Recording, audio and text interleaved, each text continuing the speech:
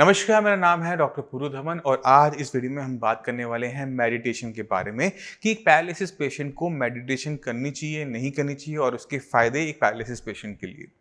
Meditation एक paralysis patient के लिए बहुत ज़्यादा हेल्पफुल रह सकती है क्योंकि मेडिटेशन मतलब ध्यान लगाना और ध्यान कहाँ से लगाते हैं? हम अपनी सोच से, अपने दिमाग से लगाते हैं। और एक पैरालिसिस पेशेंट में, एक ब्रेन स्ट्रोक के पेशेंट के अंदर ब्रेन के अंदर ही सबसे बड़ा नुकसान हुआ होता है। तो क्या मेडिटेशन हमारे ब्रेन को हेल्प कर सकती है रिकवर करने में? इस सबको हम जानने वाले हैं इस वीडियो के अंदर। शुरुआत करते हैं मेडिटेशन को समझने से कि ध्यान लगाना आखिर में होता क्या है।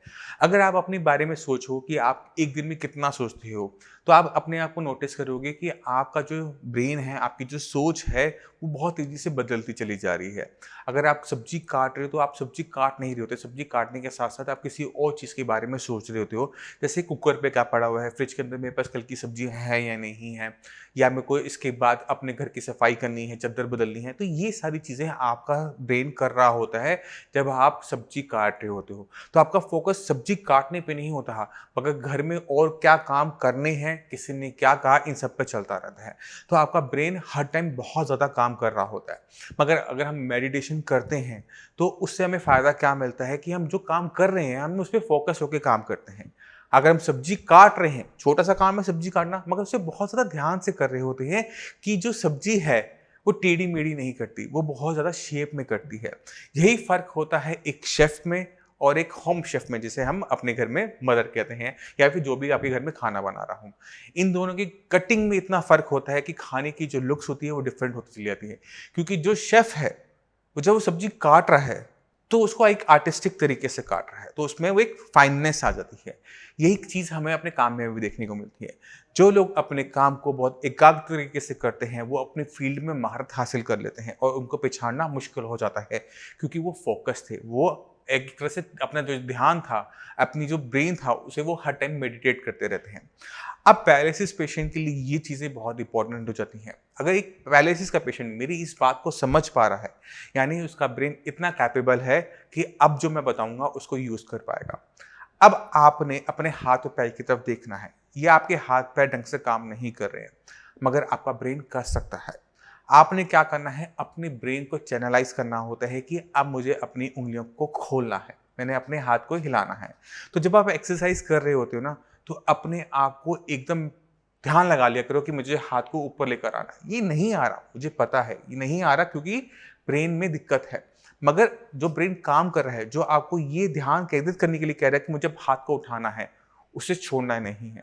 अक्सर हम देखते हैं कि जब हम किसी पैरालिसिस पेशेंट की एक्सरसाइज़ कोई करवा रहा होता है, तो एक फिजियोथेरेपिस्ट आता है, हाथ को पकड़ता है और ऊपर-नीचे करवाया और चला गया।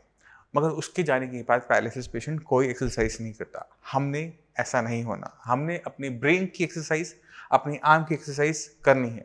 जब मेरा हाथ ऐसे है और मैं इसे ऐसे करने की कोशिश करूँ बिना दूसरे हाथ को लगाए हुए, तो यहाँ पर सिर्फ अंदर से ताकत लगाने से कुछ नहीं होगा।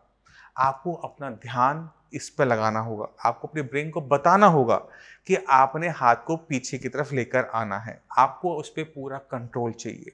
अगर आप फ़ोकस्ड होकर अपने सिर्फ़ हाथ को देखते हो और दिमाग को बाकी सारी चीज़ों से परे कर देते हो कि आपके घर में क्या हो रहा है या दुनिया क्या सोच रही है या आपके दोस्त आपके बारे में क्या सोच रहे हैं, तो आपकी जो रिकवरी की स्पीड है वो बहुत ज़्यादा फ़ास्ट हो जाती है। तो जैसे मैं बता रहा था, आपने अगर अपने हाथ चलाना है, तो आप अपने हाथ की तरफ देखेंगे और पूरा ध्यान लगाएँगे कि आप यहाँ पर एक पॉइंट बना लीजिए, एक बिंदी लगा लीजिए। आपने उसी तरफ देखना है और कोशिश करना है कि वो बिंदी आपके पास है। आप अपने हाथ को नहीं बुला रहे हैं, आप उस बिंदी को, उस डॉट को बुला रहे हैं अपनी तरफ कि वो मेरी तरफ आए। मगर इसको करने के लिए आपके हाथ को आपकी तरफ आना पड़ेगा। इसी तरह से अगर आप हाथ को खोलने की एक्सरसाइज करना चाहते हैं, तो कोशिश कीजिए कि वो जो डॉट है आपके हाथ में बनी हुई, उसको अपने से दूर लेके जाएँ। तो जब आप डॉट की तरफ देख रहे हो, तो आप एक तरीके से ध्यान लगा रहे हो और जो ध्यान लगाना होता है, वही मेडिटेशन होता है। आँख बंद कर कर अपने अंदर साँस लेना, वो भी एक मेडिटेशन है।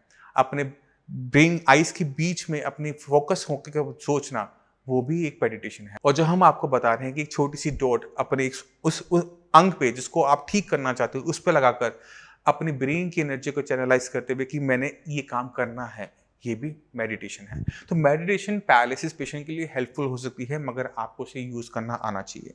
इसी तरह से ये चीज़ हम अपने पैर की तरफ कर सकते हैं। अगर आप चाहते हो कि पैर की मूवमेंट अच्छी हो, तो आप कोशिश कीजिए कि आप खड़े होएँ उसके बाद आप अपने आप को चैनलाइज करें और अपने पैर को इमेजिन करने की कोशिश कीजिए कि वो चल रहे हैं। आप जब पैर उठा रहे हैं तो आप देख रहे हैं कि आप जैसे सोच रहे हैं आपका पैर नहीं जा रहा, मगर आप कोशिश करते हैं कि आपका पैर और आपकी जो सोच है, आप जो ध्यान लगा रहे हैं, वो आपस में मैच करना शुरू कर दे। तो आप में क्या होता है कि आपको जो दिक्कतें हो रही होती चलने में, आपको जो मुश्किलें महसूस हो रही होती हैं, वो आप कम महसूस कर पाते हैं क्योंकि आपका ध्यान तो सही से चलने में था। उससे आपकी जो लपक होती है, उसमें आराम आता है।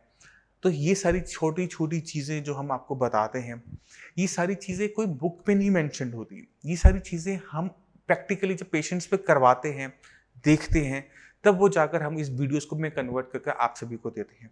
तो बहुत सारे ऐसे पेशेंट्स होते हैं जो कभी योगा टीचर रहे थे।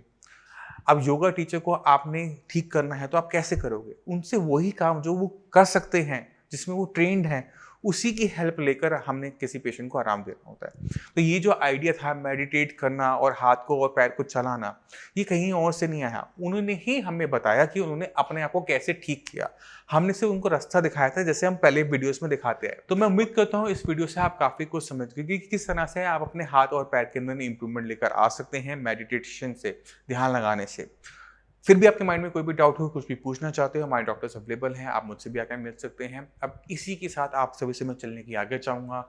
मिलते हैं अगली वीडियो में, तब तक के लिए नमस्कार।